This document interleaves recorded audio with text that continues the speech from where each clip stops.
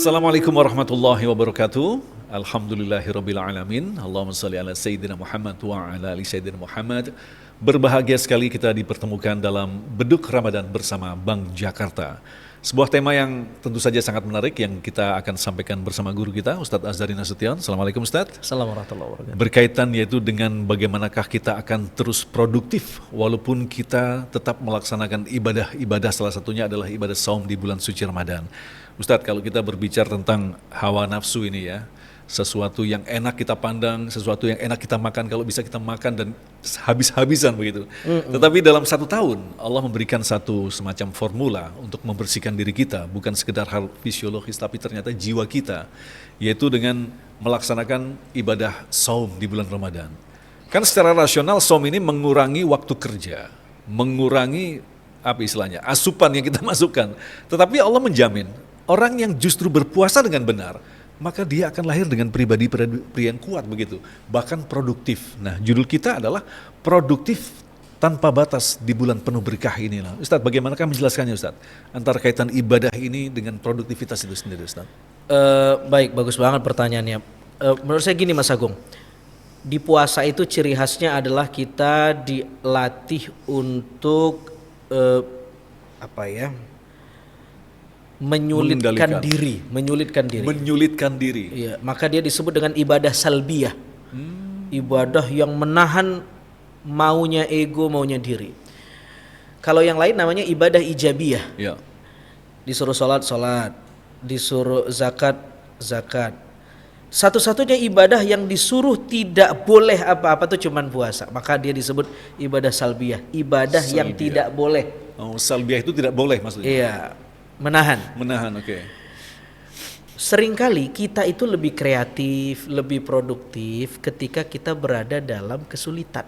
Saya masih ingat, dulu ketika saya masih mahasiswa, masih ngontrak, itu skill saya untuk survive itu luar biasa. Kita mungkin nulis apa aja yang bisa ngasilin uang, kita bisa bayar uang sewa, kita berteman sama siapa aja. Di tengah kondisi kita yang gak aman-aman aja.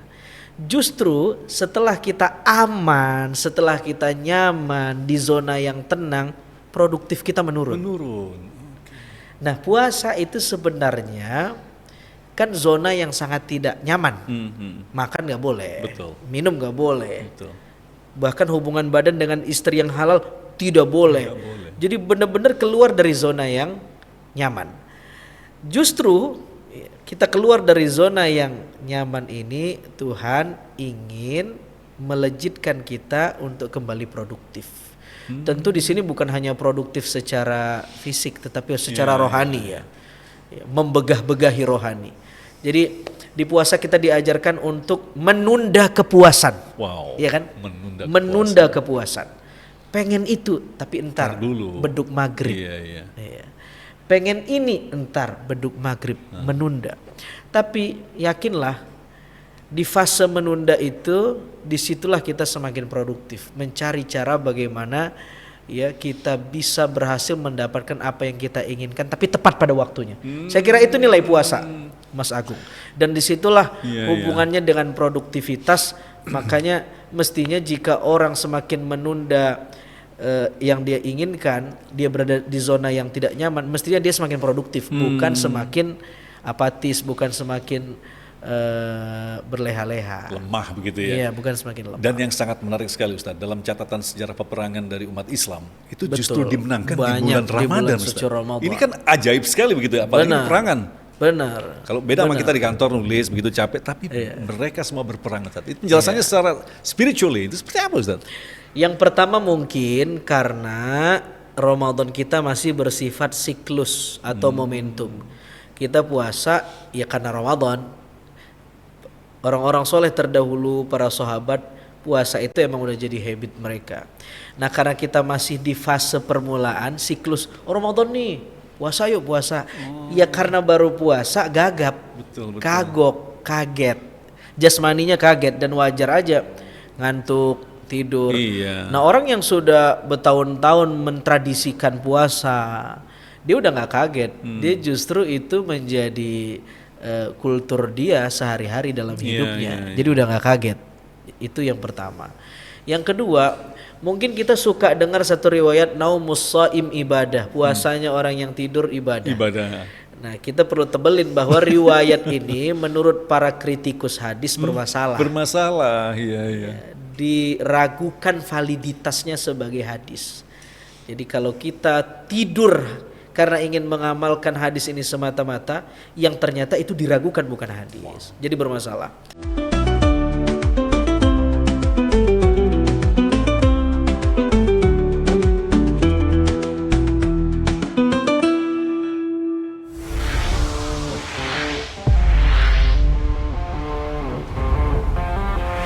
Something new, something exciting.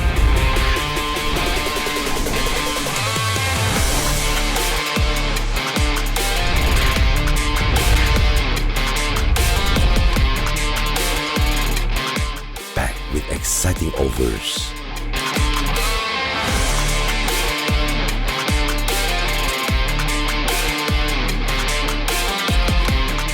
Satu kartu, banyak kemudahan tanpa batas. Visa Bank Jakarta, membangun masa depan.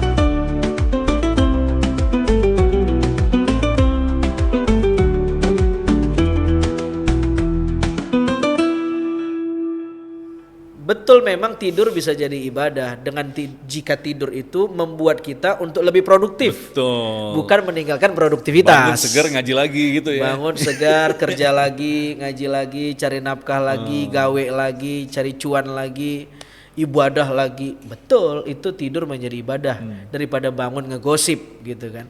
Tapi kalau dari bangun sahur sampai maghrib tidur, bukan ibadah, jenazah namanya. Bahkan kalau kita perhatikan Ustaz, Rasulullah itu begitu memudahkan untuk melaksanakan puasa. Salah satu contoh adalah ketika beliau bersama istri tercinta hanya menyimpan sekerat roti begitu. Betul. Kemudian datang tamu, Masya Allah. kasihkan. Terus kita puasa.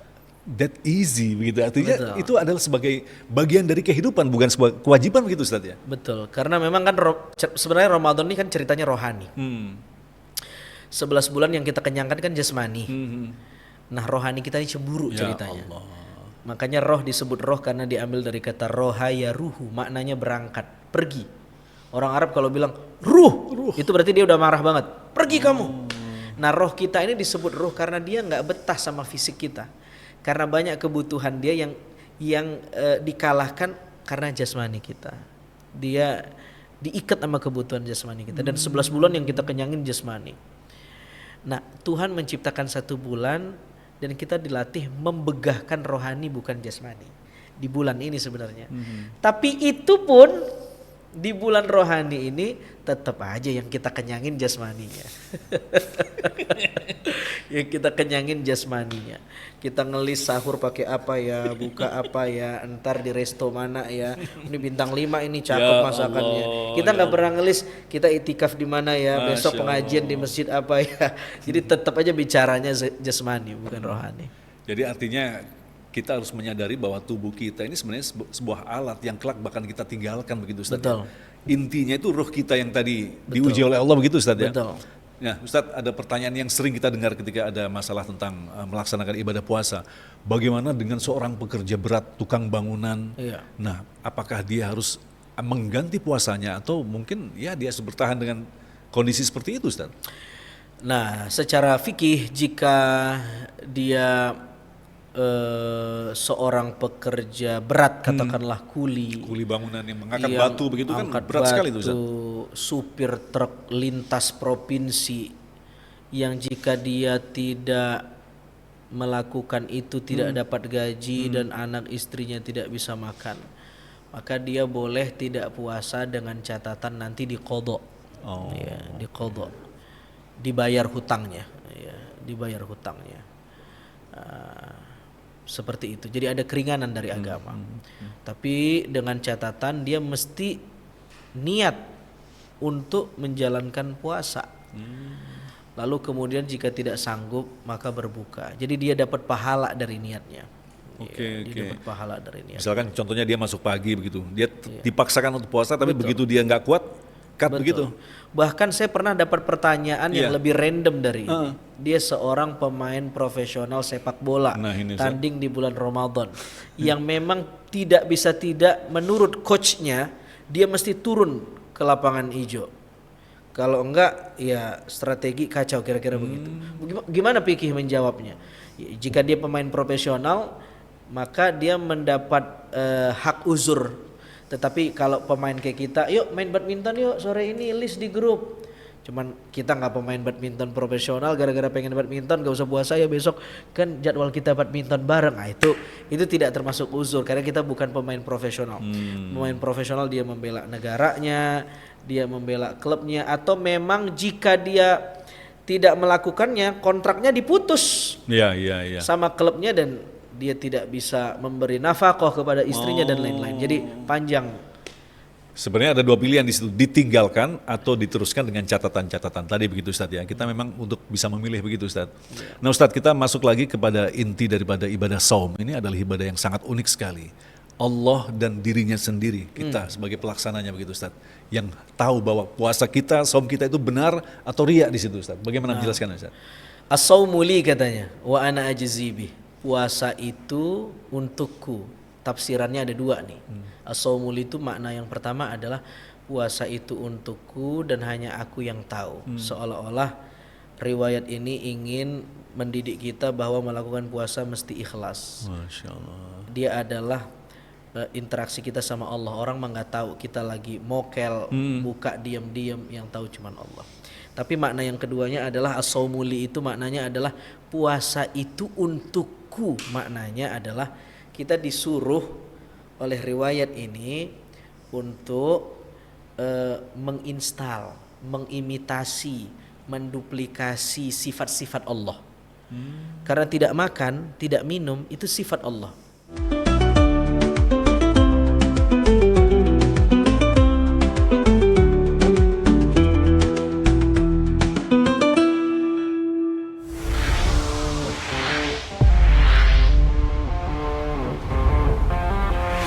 Something new, something exciting.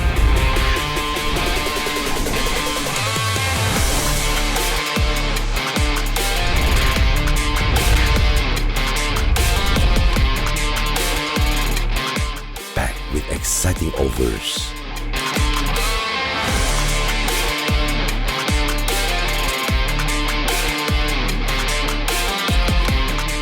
Satu kartu, banyak kemudahan tanpa batas. Visa Bank Jakarta, membangun masa depan.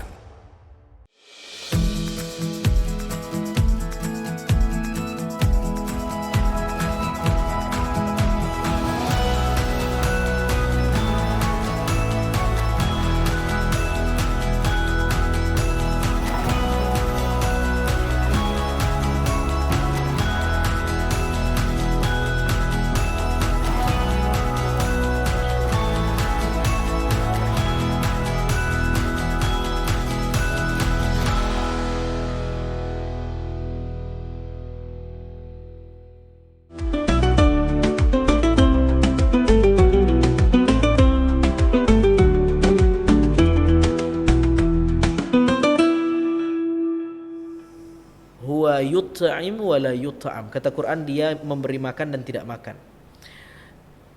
Lalu kemudian Al-Quran mengatakan lam yakun lahu sahibah. Dia yang tidak punya pasangan. Jadi tidak nikah, tidak minum, tidak makan. Kan ini kerjaan orang puasa. Tidak boleh berhubungan badan, tidak boleh makan, tidak boleh minum. Jadi ritual puasa itu adalah bagian dari cara Allah mendidik Tapi diharapkan bukan cuma nggak makan nggak minumnya, kita juga menginstal sifat Allah yang lain, memaafkan orang, bermurah hati kepada orang. Kita mengatakan Allahumma innaka afuwun karim tuhibul afwa fa'fu anni. Karena al-afu itu sifat Allah. Kita disuruh menginstal itu. Nah, kenapa kita disuruh menginstal sifat Allah? Karena selama 11 bulan yang kita imitasi sifat-sifat binatang dalam diri kita, dan itu mesti di-delete, dan kita mesti kembali dan menginstal sifat-sifat Allah. Sifat Allah bukan zatnya, sifatnya. Ya. Kalau zatnya nggak bisa, sifatnya, asmaul husnanya. Iya, asmaul husna. Sifat-sifat yang baik itu.